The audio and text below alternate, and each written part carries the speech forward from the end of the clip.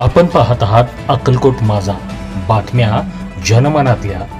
चालू वर्षी 17 सप्टेंबर 2025 या दिवसापासून संपूर्ण महाराष्ट्रामध्ये मुख्यमंत्री समृद्ध पंचायत राज अभियान एक नाविन्यपूर्ण असणारं आणि सर्व घटकांना समाविष्ट करून घेणारं अभियान सुरू होतं आहे। 17 सप्टेंबर या दिवशी सर्व ग्रामपंचायतमध्ये एक ग्रामसभा होईल। त्या ग्रामसभेमध्ये आपल्या महाराष्ट्राचे माननीय मुख्यमंत्री सन्माननीय देवेंद्रजी फडणवीस साहेब, तसेच आपल्या जिल्ह्याचे पालकमंत्री आणि महाराष्ट्र राज्याचे माननीय ग्रामविकास मंत्री महोदय जयकुमार गोरे साहेब, हे दोघंही संपूर्ण महाराष्ट्रातील ग्रामपंचायतींना ऑनलाईन संबोधित करणार आहेत आणि त्या दिवसापासून खऱ्या अर्थानं मुख्यमंत्री समृद्ध पंचायत राज अभियान याची सुरुवात होणार आहे। मी आपल्या सर्वांच्या वतीने आपल्या तालुक्यातील सर्व ग्रामपंचायतींना आवाहन करतो की सर्वांनी या अभियानामध्ये सहभागी व्हायचं आहे। विविध प्रकारची अभियानं आली, विशिष्ट घटकावरती या अभियानमध्ये भर दिला गेलेला होता। काही अभियानांवरती फक्त गावातील स्वच्छतेवरती भर दिला गेला, काही अभियानांमध्ये फक्त तिथलं पर्यावरणपूरकता, वृक्ष लागवड याच्यावरती भर दिला गेला। मात्र हे एकमेव असं अभियान आहे की ज्या अभियानामध्ये ग्रामपंचायतीने जे कामं करायला पाहिजेत आणि नागरिकांच्या सर्वसामान्य जीवनमानाशी निगडीत असे जे प्रश्न आहेत, या प्रश्नाच्या अनुषंगाने सर्व मुद्द्यांना स्पर्श करणारं हे अभियान आहे। या अभियानामध्ये राज्यस्तरावरती, जिल्हास्तरावरती, तालुका स्तरावरती कार्यशाळा संपन्न होत आहेत। राज्यस्तरावरची कार्यशाळा पुणे या ठिकाणी संपन्न झाली। आपल्या सोलापूर जिल्ह्याची कार्यशाळा देखील पाठीमागच्या आठवड्यातच सोलापूर या ठिकाणी झाली, हे आपल्या सर्वांनाच अवगत आहे। तसेच आपल्या तालुक्याची कार्यशाळा 4 तारखेला आपल्या तालुक्यामध्ये संपन्न झाली। या कार्यशाळेला आपल्या तालुक्याचे सन्माननीय आमदार सचिनदादा कल्याण शेट्टी साहेब उपस्थित होते। सर्व सरपंच, सदस्य, ग्रामसेवक व विविध विभागाचे कर्मचारी या कार्यशाळेला उपस्थित होते।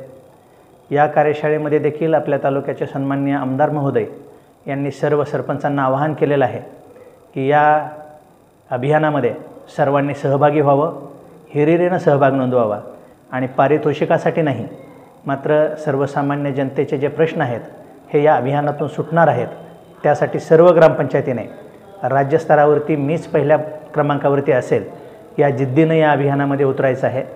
हे अभियान म्हणजे खूप काही वेगळा भाग आहे अशातला भाग नाही, तर ग्रामपंचायतीने जे कामं करणं अपेक्षित आहे, ग्रामपंचायतची जी जबाबदारी आहे आणि सुजाण नागरिकांची जी कर्तव्य आहेत, ही ज्या गावामध्ये योग्य पद्धतीनं राबवली जातात ते गाव या स्पर्धेमध्ये टिकणार आहे।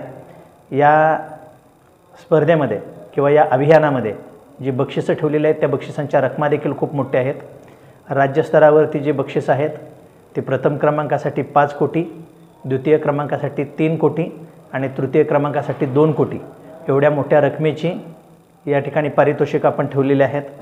त्याच पद्धतीनं अगदी तालुका स्तरावरती जरी म्हणलं तरी 15 लाख हे प्रथम पारितोषिक असेल, 12 लाख हे द्वितीय पारितोषिक असेल, 8 लाख हे तृतीय पारितोषिक असेल आणि विशेष पुरस्कार प्रत्येक तालुका स्तरावरती 5 लाख रुपये रकमेचा या ठिकाणी दिला जाणार आहे।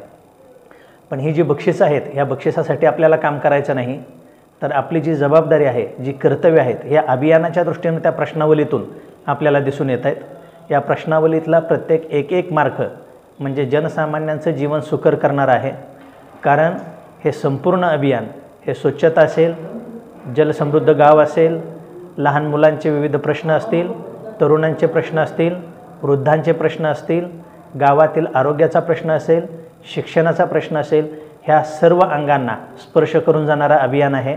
त्याच्यामुळे ह्या अभियानात मीही सर्व ग्रामपंचायतींना आवाहन करतो की बक्षिसासाठी नाही, तर ह्या प्रश्नावलीच्या माध्यमातून आपल्याला आपली कर्तव्य आणि जबाबदारी निश्चितपणे समजता आहेत। नागरिकांची देखील काही कर्तव्य असतात, तीही कर्तव्य त्यांनी जर का पालन केले तर गाव आदर्श होऊ शकतं। श्रमदान असेल, लोकसहभाग असेल किंवा आपण जे ग्रामपंचायतचे कर आहेत ते वेळच्या वेळी भरणं असेल, ह्या बाबी देखील नागरिकांनी त्या ठिकाणी पार पाडल्या तर निश्चितपणे हे गाव जे असेल ते समृद्ध म्हणजे मुख्यमंत्री समृद्ध पंचायत राज अभियानातील एक समृद्ध गाव असेल। मी तर असं म्हणेल की त्या ठिकाणी काम करणारे लोकप्रतिनिधी असतील, त्या ठिकाणी काम करणारे आपल्या प्रशासन विभागाचे ग्रामपंचायतचे कर्मचारी असतील, ग्रामसेवक असतील, तालुका स्तरावरचे विविध विभागाचे कर्मचारी तिथं जे काम करत आहेत, ह्या सर्वांनी एकत्रितपणे केलेल्या कामाचा तो परिपाक असेल म्हणजे पारितोषिक मिळणं. आणि एखाद्या गावाला पारितोषिक मिळणं म्हणजे तो त्या गावाचा जसा सन्मान असेल तसा तिथल्या लोकप्रतिनिधींचा, तिथल्या नागरिकांचा, तिथल्या गावस्तरावरती काम करणाऱ्या, मी आत्ता जसं सांगितलं आरोग्य असेल, शिक्षण असेल, विविध विभाग असतील, तिथल्या कर्मचाऱ्यांचा देखील तो निश्चितपणे सन्मान असेल. या दृष्टीनं सर्वांनी काम करणं गरजेचं आहे. माननीय मुख्यमंत्री महोदय असतील, माननीय पालकमंत्री महोदय असतील किंवा आपल्या तालुक्याचे सन्माननीय आमदार साहेब असतील, या तिघांनीही आपल्या सर्वांना संबोधित केलेलं आहे.